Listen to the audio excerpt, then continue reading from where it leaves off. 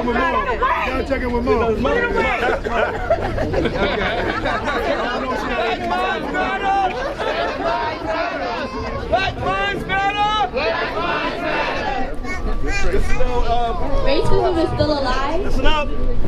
Racism is still alive. You have white children making t-shirts that say the N-word and pose for pictures. Unharmed African Americans getting shot because quote unquote they look suspicious. Armed white men getting less prison sentences for harsh crimes.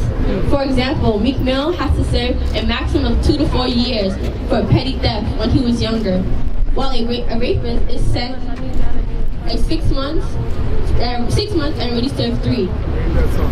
It allows our outlets of society to spread the information. If we teach African Americans history to children, it can spread such as greatness and inspiration, such as Madam C.J. Walker, who did her hair, and Ida B. Wells, who started the anti-lynching laws. There is more African Americans than the stereotypes being portrayed as movies, books, and stories, and like bad guys or thugs negatively shown. Teaching this would make others understand it's not just our history but Americans' history. They can relieve the importance. People can start to view the world differently. We can build historians of our society to dig deeper into our roots.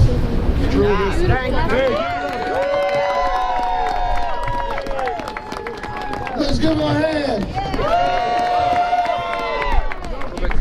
We will now have remarks from our district leader of this district, of the 43rd Assembly District, who is also an activist, who understands that Black history matters because his family lived through it.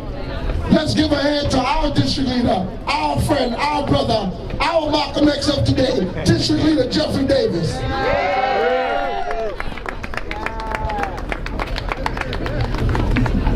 Come on, Jeffrey, we ain't got all day.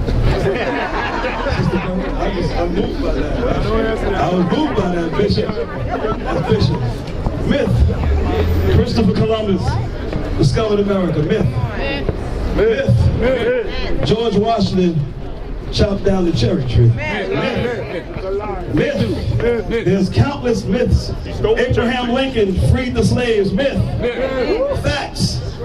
Wheatsville, proud black and white black men and women built Wheatsville. Facts. Facts. Councilman James Davis marched down these streets to teach facts. Facts. We as a community stand in front of MEDGAR College, a civil rights icon, a leader who gave his life. Facts. Facts that we need as a community Black history in schools. Facts. Facts. The gentrifiers are coming into the neighborhood saying that they are working with us. That's not a fact, that's a myth.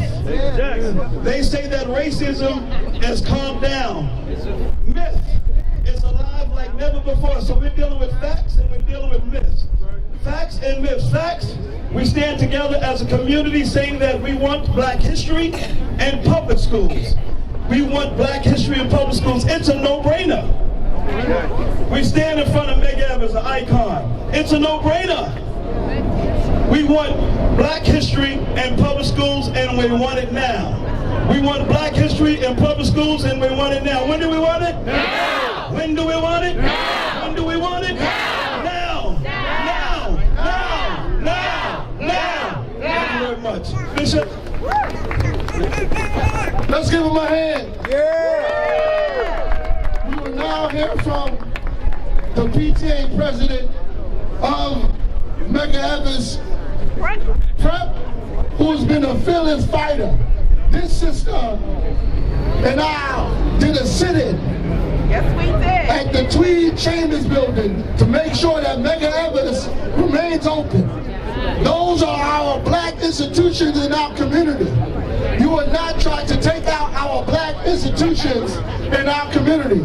And she stood boldly, and she is our Harriet Tubman of the day. Let's welcome our dear sister, Sister Norelda, the PTA president for MEDGAR College Prep. Let's give her a hand. Again, my name is Norelda Conneral, and I'm here representing MEDGAR College Preparatory School. MEDGAR Everest College Preparatory School serves black and brown faces. Even though we are a citywide school, we're inclusive for students all over the city. However, majority of our students are black and brown face students. Recently, we came under attack by DOE with tactics to dismantle our school. Our graduation rate is 98%. Some of our students go to Harvard, Columbia, MIT, Morehouse, you name it. A lot of Ivy League colleges. However, DOE is trying to do everything that they can to dismantle our school. The latest tactics they tried was to force enrollment 25% of students with disability on our school. Our school is an early high school, early college school. There is no way these students can survive in this environment because it's an accelerated curriculum. This is their plan to make sure that our school fails. We need your support in fighting for our school. In not just it's not a building, in fighting for our children, our black children. There are borders that they cannot cross in terms of zone. They cannot go into Park Slope. They cannot go into these elite neighborhoods to get education. But MEDGAR Everest College Preparatory School offer them education in a way that they can enter into these Ivy League colleges. And DOE is trying everything that they can do to dismantle the school. We need your support. We need your support. They have no respect for our children. They have no respect for us. And so we have to stand up and fight. Our children deserve quality education just like any other children. Even these students who have disability, they function at 6th grade level and they were placed into 9th grade. They deserve better than this. They deserve to be in an environment that's conducive to learning. They deserve to be in an environment where they can get the resources that they need. Our school is 177% utilized. We do not have a gym. We do not have an auditorium. We do not have adequate classrooms. We have to be having classes in conference rooms. This is what we are facing at MEDGAR Everest College Preparatory School. And I will stand boldly and say, if this were other schools into the white neighborhood, this wouldn't have been happening. So we are demanding better for our students. They deserve better. We need support. We need resources. Our children, even though they are successful on the track and field and coming out as top, they have to be going to Prospect Park and other areas. So we need you to stand up and fight for us. Thank you. We will now hear from a young man who stood up for his name.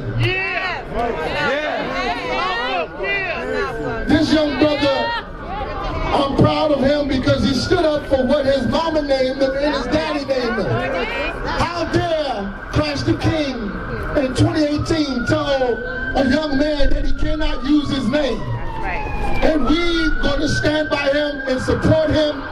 And I want him to be able to tell his story so young people to know that your name means something. Your name is something that will go down in history, especially if it's a black name. Let us welcome our dear brother, Malcolm X. Combs. Black History Matters. Black History Matters. Black History Matters. Black History Matters. Tell him, Malcolm, tell him. It was a normal day. I was in AP English and I get called down to the office. She has me sit down and when she walks in, she tells me I can't have my name on my senior sweater. I asked her why and she said that's a name that I don't want to be associated with. She said I did not want to be associated with Malcolm X. He's on stamps, he's on national monuments. That's right. But I don't want to be associated with that name. Then her husband walks in and she tells him that this is the new Malcolm X. And they both laugh at me. Right then and there, they made me feel intimidated. To administration calling a student down in the office to mock his name. So this is why I'm here today to stand up for my name and stand up for Black history. Things like that can't be unnoticed. Black History Matters. Black History Matters. Black History Matters. Black History Matters.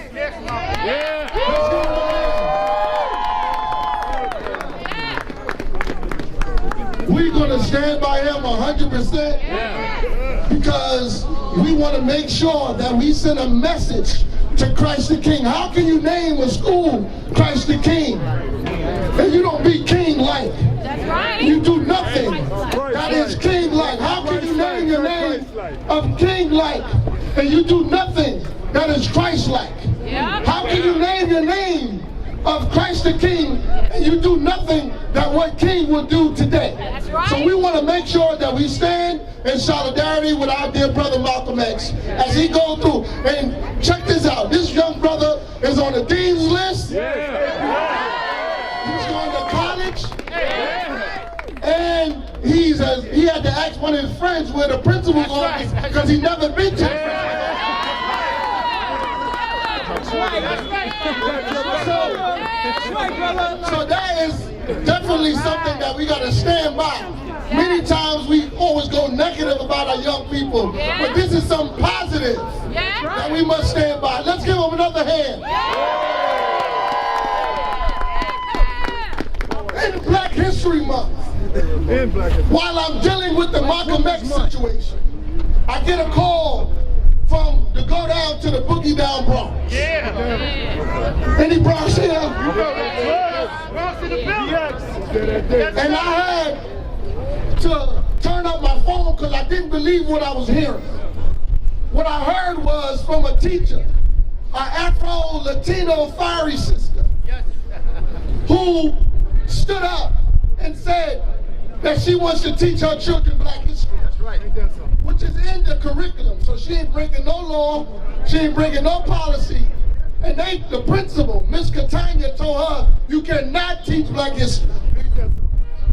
So she is here today in solidarity of the Black History Bill and to make sure that Black history matters. Let's welcome our dear sister, our Ashada Shakur of today, Mercedes Lariano Clark. Good afternoon. Black history matters. Black history matters. Okay. My name is Mercedes Lariano Clark. I've been teaching for the New York City Board of Ed for 14 years. 17 years in total, 3 years in Atlanta, and 14 years in the Bronx, the same school. I love my school. I love my students. I love the culture that I'm able to come in every single day and teach. The day, February 7th, 2018, will be forever in my mind. My students' minds as well. My principal questioned, why are your students working on a Black History project? I was baffled. It's Black History Month to begin with. And I've always taught it, so why are you even bothering to even question that?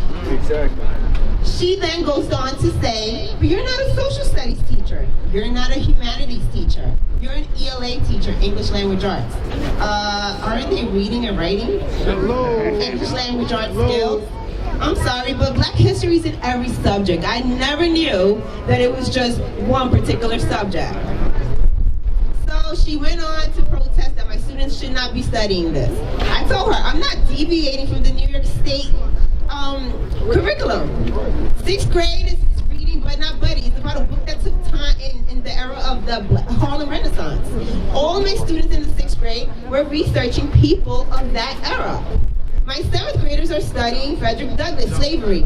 We're sticking to that same era. All I did was enhance their history knowledge, their culture, a diverse culture that these students need to have 365 days, 7 days a week, 24 hours a day in their lives. And you're questioning about a Black History project that's done in February? I left, I went and told my students to go ahead and go home and tell your parents that the principal at this school is saying you can't work on a Black History project. After that, it was done. My kids continue to do their Black History projects. Parents protested. Dan got involved. Jesse Hamilton got involved. And here we are today. We will continue to do Black History every single day of the year.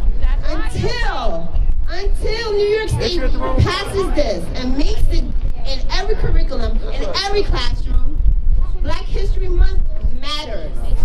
Prodigy Wilson made it a week. Then they changed it to a month. Why? Because because it is not in our history. Okay, that's right. It is sprinkled upon the American history. Until we make it a every single day occurrence, Black History Matters, Black History Month matters. It will need to be in our children's education.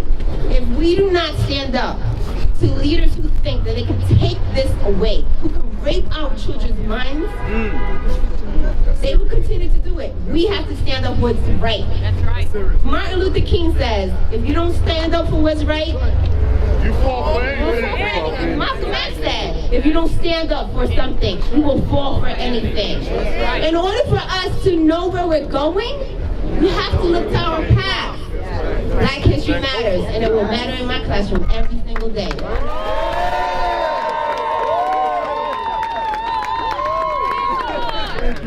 We will now hear from another sister who has been on the forefront for a very long time, who has marched in these streets to deal with education, housing, you name it.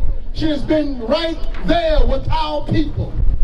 And she is a walking historian. If you talk to her about our Black history, about Brooklyn, and about Queens, and about the Bronx, about Black people that did things, that fought for our rights. Let us welcome our dear sister, our sojourner truth of this time, Sister Bertha Lewis. All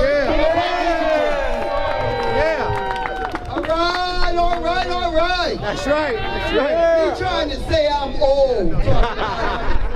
It's like I'm walking history. Well, I am. That's right. I will be 67. Yeah.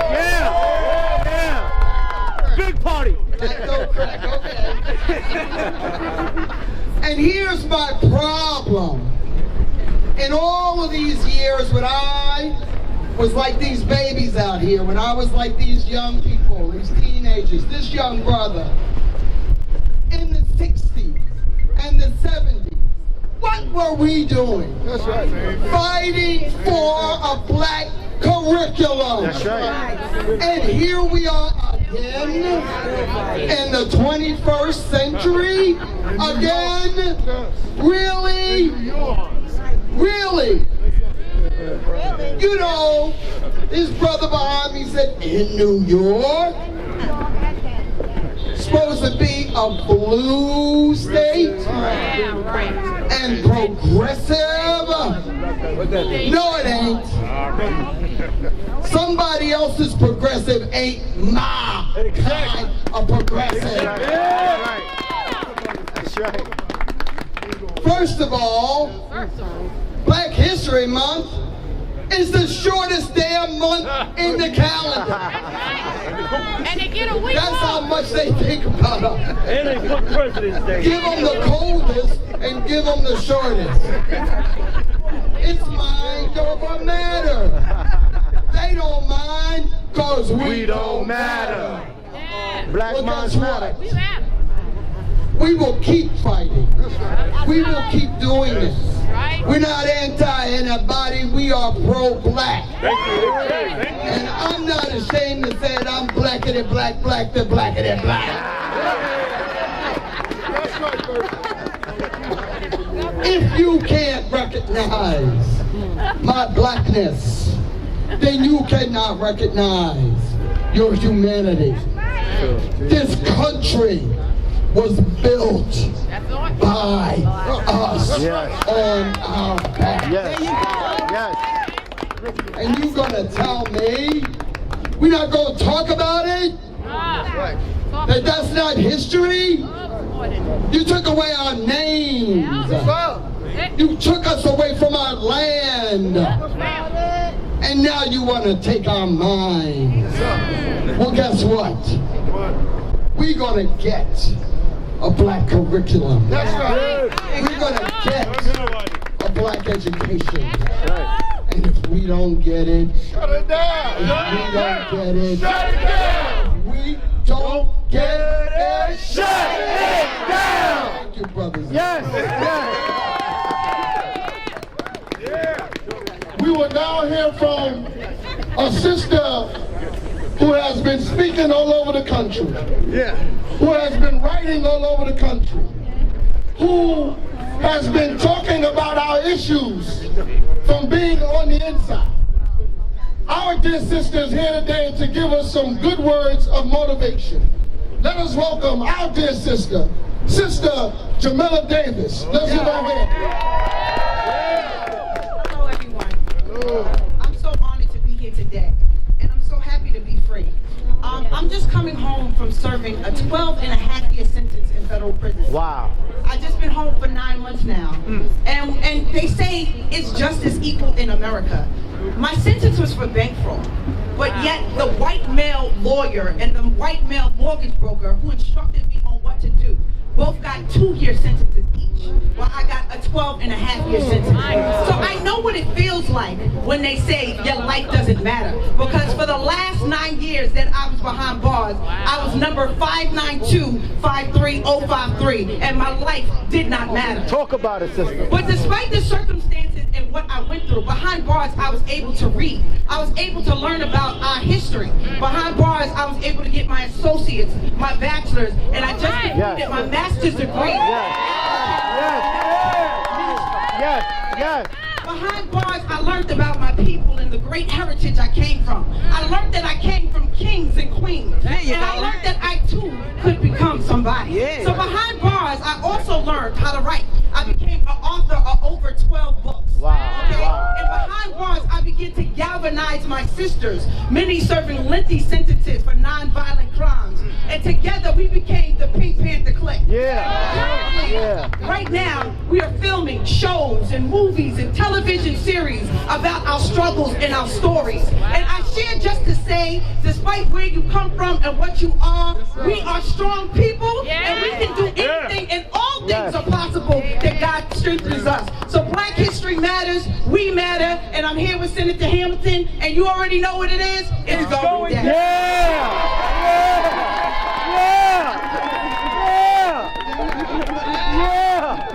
Going down. I like that. Going down. When we deal with our issues of Black history and of Black people, we always have our brothers to join us. It doesn't matter what religion you are. When you're Black, it's everybody's issue. It don't matter if you're Catholic, Muslim, Jew, or Gentile. If you are Black, it's everybody's issue. We built this country, and we are one society. So whether you're in Los Angeles, or Atlanta, or right here in New York City, if you Black, then Black history matters. And our dear brothers have been dealing with these issues under the guidance of our dear brother who just celebrated Savior's Day, under the Honorable Louis Farrakhan. And we have a representative from Brooklyn who is a fearless leader, who does not just stay in the malls, but be right here on the streets of your people. And I'm grateful that he is here today to join us, brothers and sisters, to deal with our issues. Let us welcome our dear brother minister, student minister, Henry Muhammad. Yes, assalamu alaikum. Assalamu alaikum, my brother. Assalamu alaikum, family. Peace be unto you. I'm definitely thankful to be here. I thank Allah over and over again. We had our mosque meeting going on, so I took a moment to step out of there and come here. Let's give our brother Bishop Kevin McCall a round of applause. We wouldn't be here if it wasn't for our brother, our Senator Hamilton. And his effort. When we think about our brother, our young brother Malcolm Xavier, I can't help but think of our brother Malcolm X. Now, it was over 60 years ago in school when he told his teacher he wanted to be a lawyer. And his teacher told him, a white one, that Malcolm, you couldn't be a lawyer because my people wouldn't hire you and your people would not be able to afford you. See, now when we start talking about Black Minds Matter, it's very important for us to understand this is good because it's a start for us to get our own school.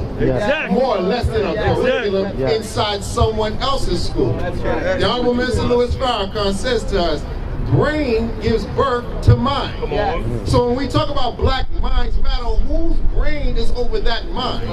You know, as we heard the sister say earlier, quote Carter G. Woodson, he who controls the diameter of your thinking controls the circumference of your movement. So we can start out talking about we want a curriculum of Black history, which is good. Not Afro-American history, Black history. Why? Because Black is universal. That's right. Black is not a color. Black is the essence from which all colors come from. So let's not get it twisted and start thinking, well, we ain't talking colors. God created all the planets in different colors. Don't tell me color don't matter. However, when we start dealing with the essence of something, the soul of it all of this was built from the soul of our ancestors. That's right. So if we're not going to matter, then nothing else matters. Is that right? That's right. That's right. Black curriculum for Black history, it is a start. History is best qualified and most rewarding for the researcher. If you don't know what was, you don't know what is, and you're ill-prepared for what is yet to come. So my brother Jeffrey Davis said it right. We got to deal with the facts. Christopher Columbus didn't discover nothing. No. That's right. Trying to find another route to get into our That's right. Our children are if they don't have a proper knowledge of themselves, then what future do we have? To be going back to 63 and 60 and we over 50 years later, we still fighting for something like this. Brothers and sisters, that's insanity. Insanity is trying to do the same thing over and over again, expecting different results. We cannot continue like this. The youth are not going to continue like this. But the blessing for us is that brothers step up to the platform. To at least try to get someone to advocate and back him in getting a curriculum. But beyond that, we need our own school. All right? I thank you, God. Thank you, brother. Thank you. Love you all. Love you. Be prepared to fight. Because they're going to start attacking our brother. And we got him back here. We got his back. We got his back. So let's make sure that we're not here just for the hand clapping and camera. With a force to be reckoned with in the Honorable Minister Louis Farrakhan. Yes, sir. Thank you, brother. Yes, sir. And God bless you all. Assalamu alaikum. By our young people from Patingway Academy. Let's give them a hand as they come. Come on, give them a hand.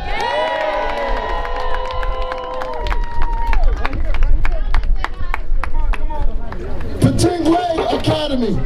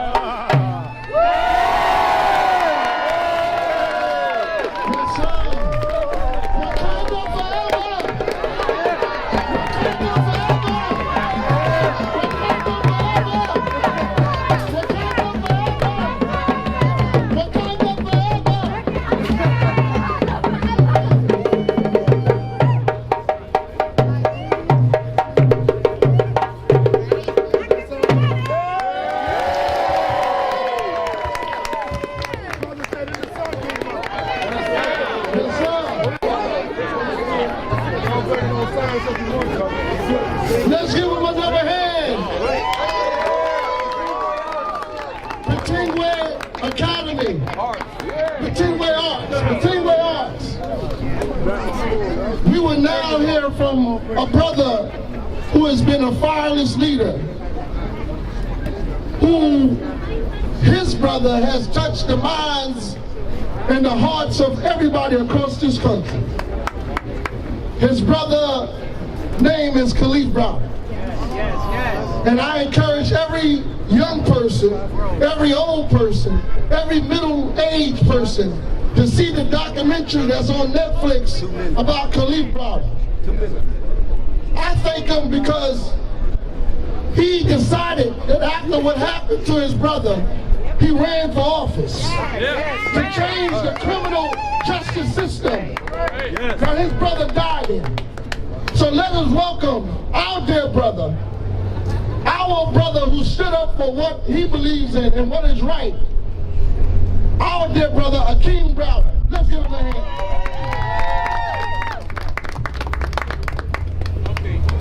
Good afternoon, everybody. I just want to say great job, and when I say great job, I want y'all to say great job for all those that's coming before us and that's coming after. Great job? Great job! Great job! Great job! Great job! Great job! Everyone here today, the words that I'm about to tell you, we come out here and we march in these streets, and that's what's needed. That's what's wanted because we need to express ourselves. But let me tell you something, the mothers that march with us, that come and become activated and they're energized because what happens to their kids, they don't want to see happen to anyone else. So we come in the streets energized and ready to march. With our lives we put on the line. And that's why we start groups like Shut Down Rikers. That's why we start groups like Black Lives Matter. But then after getting energized, did we get justice? Do we get justice by marching in these streets? No, we get jail sometimes. By marching with our rights, we get jail sometimes. But then we come out and we get more organized. And when we get organized, we have to come out and be structured with a plan. And when we come out with a plan, we still fail because have we still yet, Erica Garner, my mother, Benita Browder, Trayvon Martin's mom, Ramarley Grant's mom, did we get justice? No. Marching does not give us justice, especially when we march in our neighborhoods. This is our neighborhoods. Who are we preaching to? To ourselves? It's great to empower ourselves. Let's go to their neighborhoods and march. Let's go to their neighborhoods and say, Black Lives Matter. But when we do that, we also have to realize that we are not fully funded the way that we need to. These schools need the funding that they need to do the work that we see fit for our communities.